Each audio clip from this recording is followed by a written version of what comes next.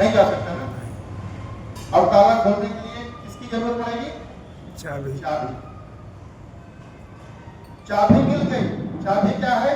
सत्संग के माध्यम से चाबी कर्म है।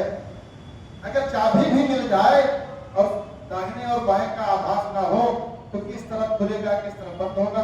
उसी चाबी से ताला खुलता भी है और उसी ताला से चाबी, उसी चाबी से ताला बंद भी होता है। घुमाना आ जाए, किस तरफ घुमाना है? जब आपको घुमाना आ जाएगा तो ताला खुल जाएगा। जब ताला खुल जाएगा तो घर में आप पक्का प्रवेश कर। उसी चाबी का नाम कर्म है। अगर आपको भवबंधन में फंसना है तो चाबी गलत घुमाएंगे, चाबी आप ताला आपका बंद हो जाएगा। सही दिशा में चाबी घुमाएंगे, आपका ताला खुल जाएगा और ईश्वर से आपका कनेक्शन जुड़ जाएगा।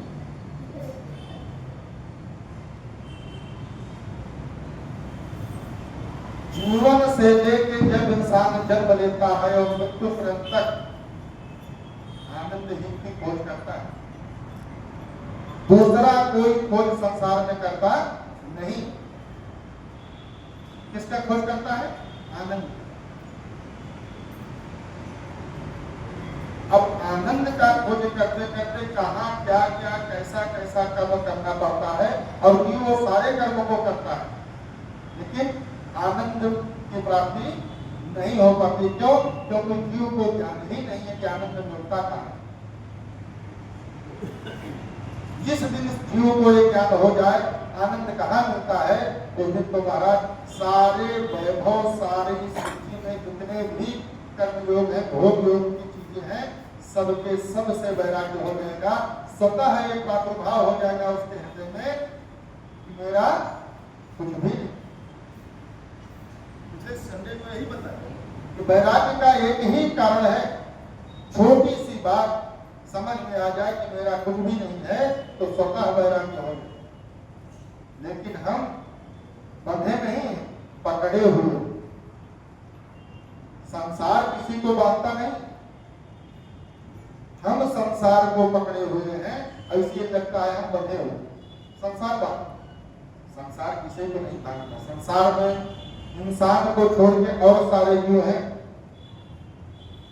लेकिन परमात्मा ने इंसान को ऐसी प्रवृत्ति दी जिससे कि वो अपने जीवन के दुखों को दूर कर सके, आवागमन के दुखों से मुक्ति पा सके। ये विद्या, ये गुण, ये ज्ञान केवल इंसान के ही दिमाग में भगवान ने भरा, उसको ही ज्ञान दिया। अब हम संसार में अगर आनंद ढूंढेंगे तो संसार में कुछ है ही नहीं, तो हमें मिलेगा क्या? जो जहां है,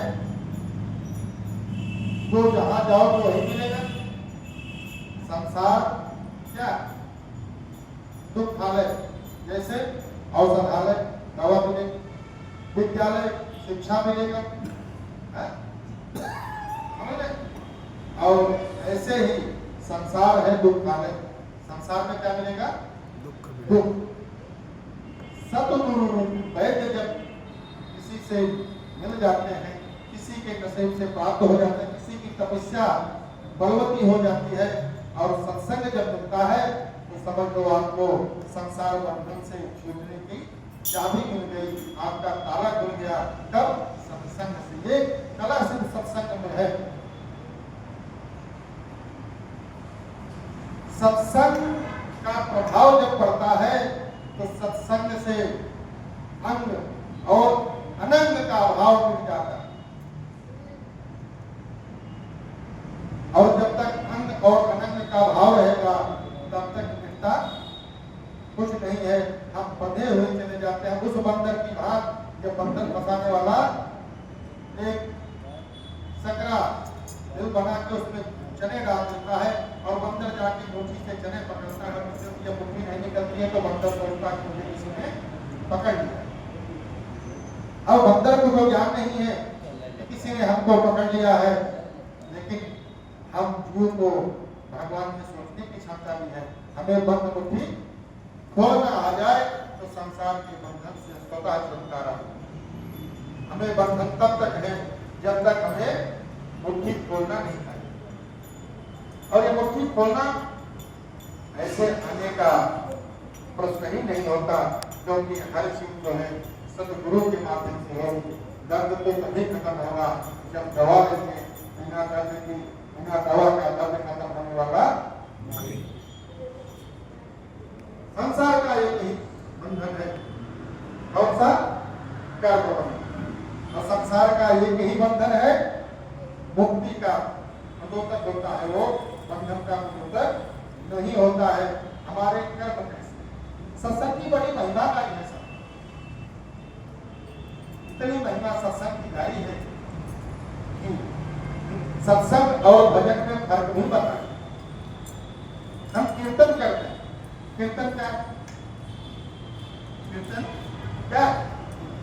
कीर्तन किसी को खुश करने के लिए, अपनी गलती को क्षमा मांगने का जरिया भगवान से क्या है? कीर्तन। किसी की कीर्ति गाई जाए तो वह सदा प्रसन्न होता है और हमें क्षमा करने का भाव भी उसके अंदर आ जाता है। और भजन, भजन संबंध बनाने का तरीका है कि भजन आंख बंद करके परमात्मा से एकाकार होने का, संबंध बनाने का एक जरिया क्या है? भजन। और इन दोनों का भेद मिटाता कौन है? दोनों में भेद का अर्थ बताता कौन है? उसी का नाम सत्संग। सत्संग ही ऐसा जरिया है जिससे संसार के साधनों से मुक्ति पाई जाती है। सत्संग सुनने जाओ तो बड़ा फल है, लेकिन और किसी को लेके जाओ तो अनंत फल। ये आपको दिखता तो नहीं है, लेकिन समय आने पे अगर आपको जीवन में कोई काम आता है तो वो सत्संग। संसार में कोई काम आता नहीं। कितना भी प्रेम कर लो संसार में, आप जाकर के घर में बैठ जाओ कि आज से मुझे भगवान की पूजा करनी है, घर में कुछ नहीं करना है, आप कुछ मत करो। एक महीना बीतते बीतते जितने लोग घर में आपसे प्यार कर रहे थे वो आपसे नफरत नहीं करने लगे, तो फिर संसारी है हम। संसार में हमें किसी से प्रेम नहीं है। प्रेम है तो अपने स्वार्थ से प्रेम है। हमारा स्वार्थ जिससे सिद्ध हो जाता है, हमारे लिए वही भगवान बन जाता है, हम उसी को भगवान मान सकते हैं। कि संसार में अगर आपको सब भगवान का भजन करने लगे, भगवान के प्रेम में बैठ के 1 घंटा 2 घंटा 10 वाला 5 वाला जितना समय मिला आप करने लगे, और जब तक आपको कोई समझाने वाला ना मिल जाए तब तक समझ लो कि आपका भजन कोई जोर पकड़ा ही नहीं। जब आपका भजन जोर पकड़ेगा तो यही संसारी आपको तरह तरह का ज्ञान देने लगेंगे, तब समझ लेना कि हमारा भजन अब जोर पकड़ेगा। और जब तक कोई समझाने ना आ जाए तब तक समझ लो भजन हो ही नहीं रहा। भजन का ही है भगवान से संबंध बनाना, और ये संबंध भगवान से कब बनेगा? जब अपने व्यवहार को सुधारेंगे, अपने सत्संग आपको जीवन में काम देगा। कब? एक कथा है, एक डाकू की टोली जा रही, सत्संग हो रहा था तो डाकू का सदा था, एक काम करो, काम सबको बताओ, सत्संग जो सुना होगी जो बाबा लोग सत्संग बताते हैं, इससे अपना काम करने की क्षमता बिगड़ जाती है। अब काम करने को जाते हैं, काम को छोड़ने लगता है। तो सरदार का आदेश हुआ, सबने काम दबा के रखा, और वैसे ही जा रहे थे, महाराज जी सत्संग कर रहे थे, उसी में एक कांटा एक चोर को चुभ गया। अब एक काम को बंद करके दूसरे काम से छोड़ करके कांटा निकालने लगा, उसके कान में सत्संग का एक शब्द पड़ गया कि देवताओं की परछाई नहीं हो। फिर कान बंद करके चला गया। आई गई बात चली गई तो इन लोगों का एक भद्रकाली की पूजा करने वाले लोगों में बलि चढ़ाने की प्रथा, सारे गांव में मिलकर के भद्रकाली की पूजा करने लगे, और उसी में राजा का एक गुप्तचर सैनिक भद्रकाली का भेष बना करके मंदिर में पहुंच गया, और लगा जुमने तो सारे लोग सोचे कि माता प्रकट हो गई, जितने जोर थे सब जोर जोर जयकारा करने लगे। लेकिन जिसके कान में सत्संग का वो शब्द पड़ गया था कि देवताओं की परछाई नहीं होती, वो गुप्तचर की परछाई देखी, उसके मन में शंका, वो गुरु जी की बात, उसको प्रसंग की बात याद आ गई कि कि गुरु जी ने कहा था देवताओं की परछाई नहीं होती, उसकी तो परछाई ये देवता नहीं। उसने कहा तुम्हारी परछाई दिखाई दे रही है, तुम तो बाहर निकल आओ, नहीं तुम्हारा राम नाम सत्य कर दिया जाएगा।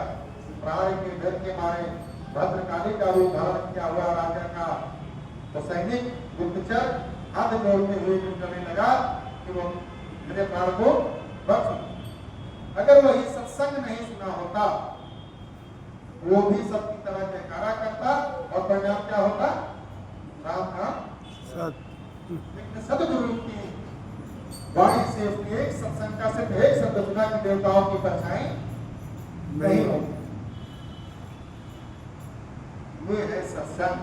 सत्संग आपको ऐसे मौके पे काम देगा जहां से आपका अपना कोई काम नहीं देगा, वहां का कोई काम देगा तो सिर्फ सत्संग ही काम देगा, दूसरा कोई काम नहीं होगा।